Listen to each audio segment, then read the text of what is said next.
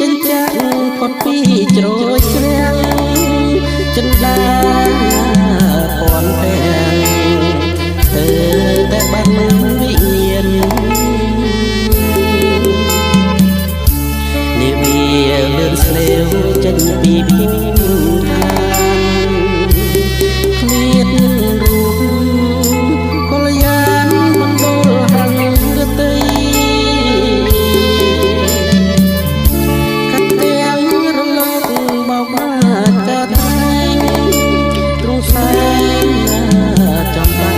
ងនៅកណ្ដាលជលស័យឃើញមេឃជាប់ទឹកនឹកដល់ចរណៃមិនគូនិស័យ